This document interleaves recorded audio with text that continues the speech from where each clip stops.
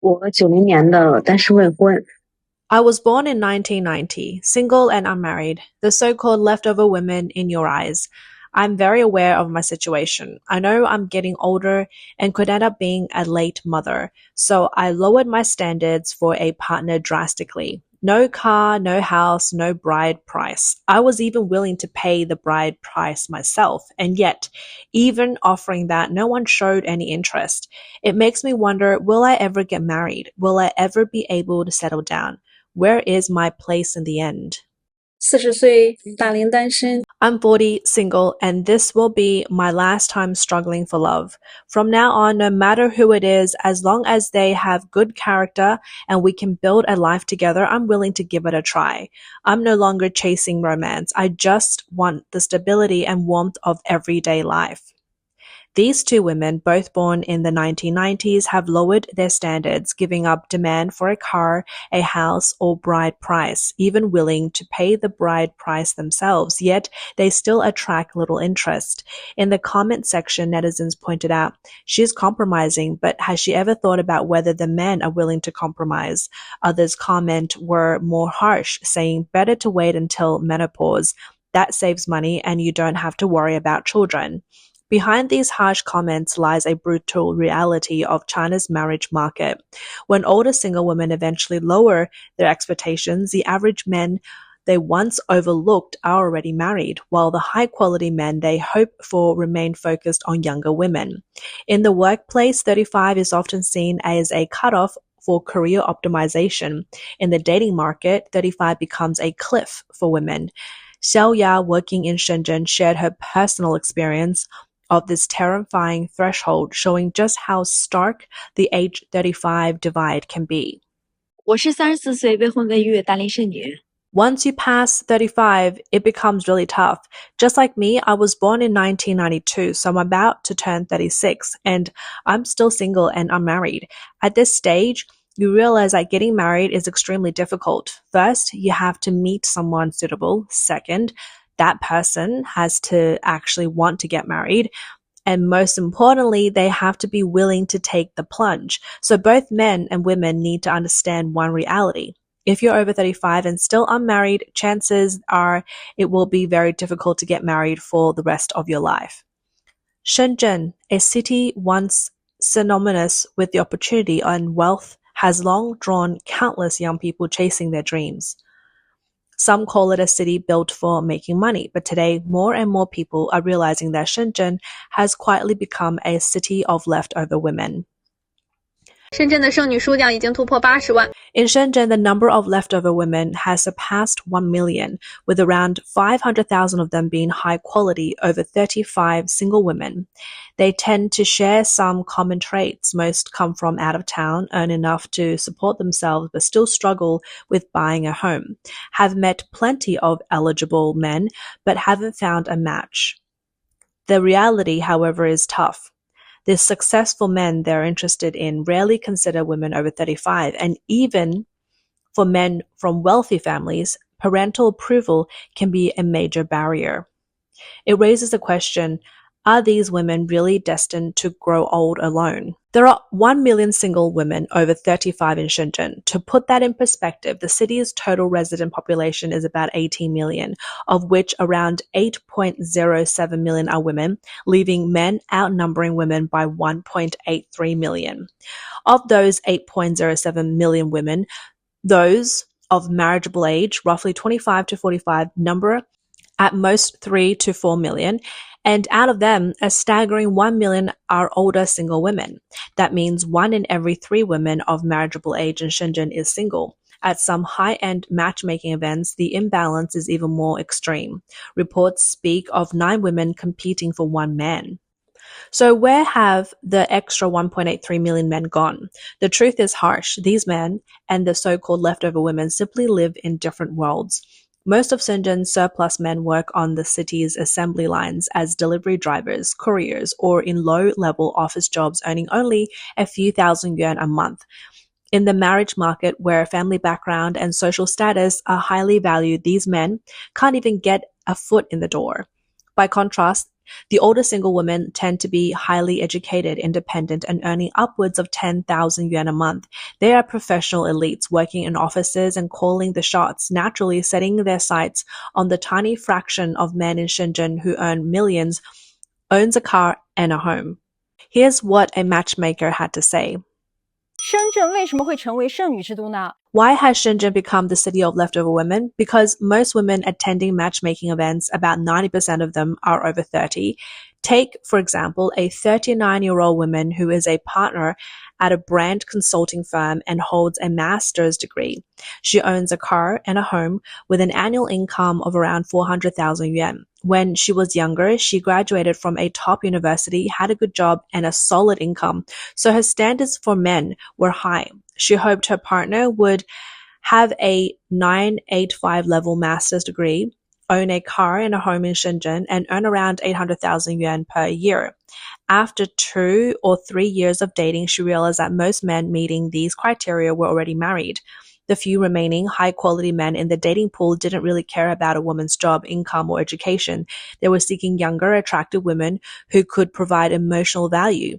Later, she persuaded herself to lower her standards and even considered men who only owned property in their hometowns. Yet, suitable men were still scarce. She now deeply regrets missing her prime years for love and marriage. No matter how successful she is today, the options left are what others have passed over. Women's approach to choosing a partner often follows an upward compatible logic. They aim to match or exceed a man's status. But for top-tier men earning around 800,000 yuan a year, a woman's income, car, or property doesn't really matter because, in the end, she's still expected to rely on his money. What they value most is youth, beauty, and emotional appeal. This severe mismatch in partner expectations has caused many of these high-quality leftover women to miss their prime dating years. Yet even today, many women enter the matchmaking scene without facing reality, bringing shockingly high and unrealistic demands. 来，外地的女生啊， A young woman from out of town came to us looking for a partner. She is 25 and wants to marry a local Shenzhen man, or a so-called second-generation Shenzhen guy, as soon as possible. She pulled out her phone and read her requirements out loud. Number 1, the man must be a true local and an only child. Number 2, he must own at least 2 homes, one in her name and another for her parents to live in during retirement.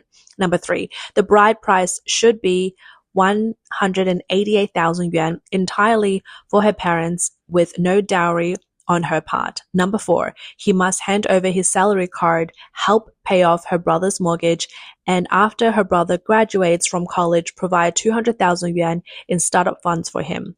She confidently added, I'm young, I've never been in a relationship, I'm still a blank slate, my body is healthy, so in the future I can have several children. These 4 demands left the matchmaker completely exasperated. This is a classic example of a support my brother mindset combined with a vampire-style approach to matchmaking, treating marriage entirely as a transaction to elevate family status and wealth. But in the face of harsh reality, no one is naive. Such attempts to get something for nothing ultimately leave the woman trapped as a leftover single. Once the woman puts a price tag on marriage, it's only natural that the man will start making his own demand in return. 深圳相亲现场竟然变成了燕子。 A matchmaking event in Shenzhen turned into a full-on financial and physical inspection. The woman demanded proof of the man's assets while the man in turn scrutinized the woman. The woman's requirements were high: a house, a car, an annual income above 200,000 yuan, and a bride price of 188,000 yuan. No compromises. The man didn't back down either, laying down his own conditions. The woman had to undergo a medical check, be in perfect health, and have full reproductive capability. The clash of demands ended in a bitter stalemate, and the argument nearly turned physical. Why has Shenzhen, a vibrant city full of young energy, become a hotspot for older single women? Behind this lies the city's intensely competitive, high-pressure economic environment. 深圳再这么熬，大家还能扛多？ How much longer can the people of Shenzhen hold on? The streets appear to be bustling, but in reality, everyone is barely keeping it together. The average salary is just over 6,000 yuan, yet mortgage payments often exceed 10,000 per month. Companies are cutting jobs and salaries, small businesses are barely surviving, and retail stores can't even cover rent. Office workers are juggling credit cards just to stay afloat. People say Shenzhen residents are wealthy, but in reality, the average debt per person exceeds 300,000 yuan. Everyone looks polished on the outside, but underneath, they're just holding on. No one dares to shop, get sick, or collapse. This is the true Shenzhen. The pressures of survival are draining every drop of romance from young people. Men struggling under the shadow of working 12-hour schedules and layoffs can barely cover their own basic needs. How could they possibly meet the expectations of older women who demand a house, a car, and maximum emotional value? Don't assume that leftover women are just a Shenzhen phenomenon. Across the country, the anxiety of older single women is sweeping through every first and second tier city in China. In Shanghai, the so-called magic city, the situation is just as severe. 上海之后肯定是最多大龄剩女的城市。After Shenzhen, Shanghai tops the list of being the city with the most older single women and also the highest concentration of singles. The dating scene here is fiercely competitive with women who aren't just beautiful but also highly educated and financially independent. From their 20s to mid-30s, they are everywhere and all single. The problem? There are simply too few men who can match them. The high-quality men either spend too much time partying or they refuse to get married. In a city like Shanghai, finding a serious long-term relationship is incredibly difficult.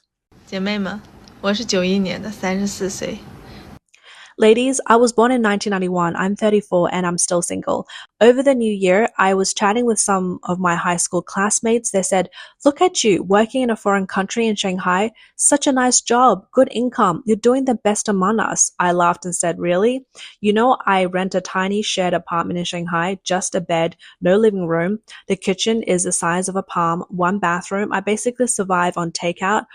For all my meals, commuting to and from work on the subway can take 3 hours. I often get home around 8 p.m. and I come back to an empty apartment with no one to talk to. Shanghai may be dazzling, but I never felt like I belong. Are you really sure I'm doing so well?" 我93年的，研究生学历，北漂了9年半，还没有结婚。I was born in 1993 and have a master's degree. I've been living and working in Beijing for 9.5 years, and I'm still unmarried, without a partner. Over the new year, I went back to my hometown in the county, and none of the matchmaking attempts worked. The matchmaking aunties gave me 2 pieces of advice. First, move to the provincial capital, Zhengzhou, to work and find a partner, so it's easy to take care of my parents. Second, stay in Beijing, but look for someone from my hometown who also is living there. That way, if the pressure gets too much in the future, we could go back home together. Honestly, it makes a lot of sense to me. 都说相亲市场上是属于一种女多男少。 I'm just standing here by this board where we post profiles. Look, there's a girl born in 95 and then 94, next 93 and then 92. Finally, a bit of relief. A boy born in 93 shows up, but then it goes back to 91, 90. You see, mostly slightly older women, and their credentials are impressive. Many were admitted straight into top high schools and universities. Some now hold government positions, civil service jobs, or are university professors. The board is full of women. This really shows how unbalanced the gender ratio is in today's matchmaking market. 中国婚恋市场呀，快变成女儿国了。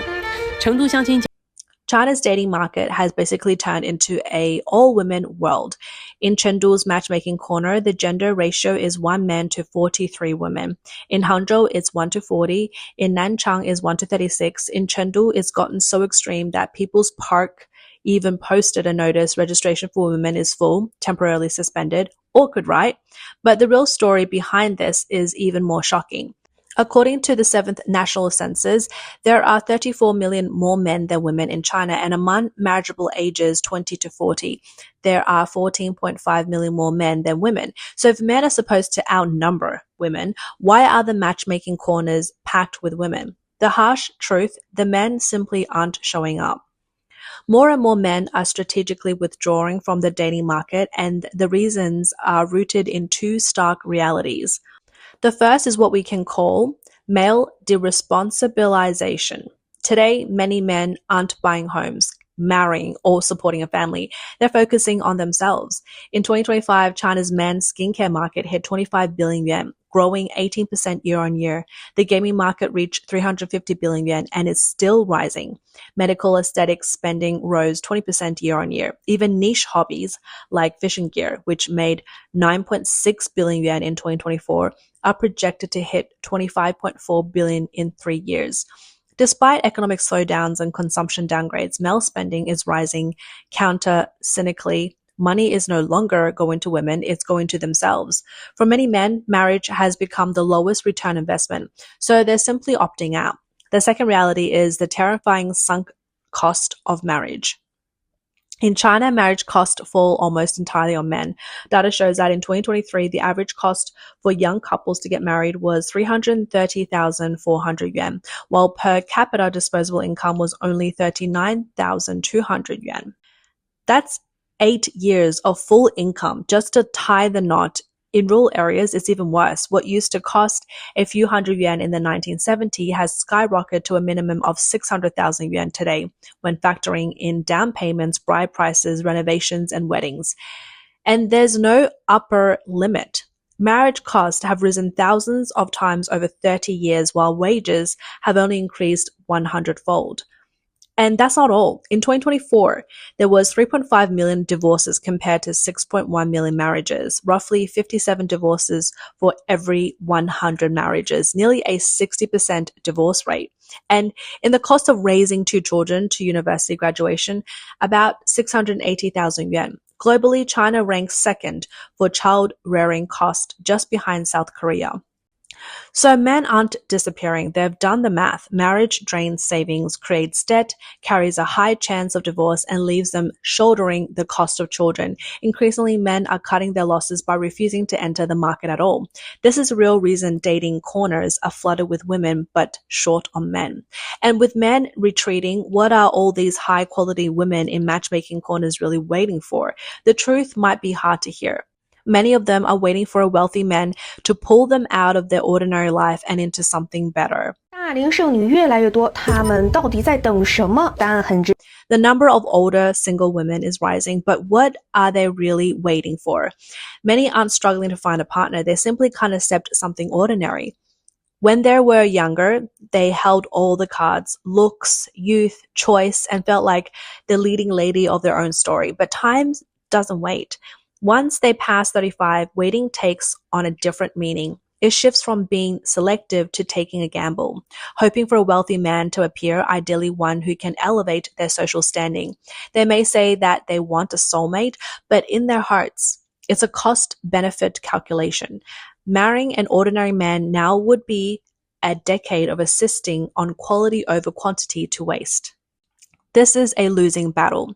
Women raised with consumerist ideals like you deserve better see marriage as their last chance to leap up the social ladder. What they're waiting for isn't a person, they're waiting for a trophy to prove they chose correctly. Men, even those in their 30s with houses, cars, and successful careers, have grown up navigating society with a strict sense of equivalent exchange. When it comes to marriage, they want convenience, security, and a safe harbor, not a challenge, and certainty, not a project to lift someone out of hardship. She's calculating social status. He's weighing cost and benefits. When these young men and women who are essentially on different wavelengths circle the walls of the marriage fortress, wary and guarded, it produces one of the most surreal realities in China today. An ever-growing number of older single women at matchmaking events, while single men in lower-tier markets are overwhelmingly abundant but largely unattainable. In this era of tens of millions of missed connections, the one most anxious may not only be the aging parents pacing the matchmaking corners, but also the Chinese authorities concerned over the drop in marriage and fertility rates and the rapidly approaching challenge of an aging population.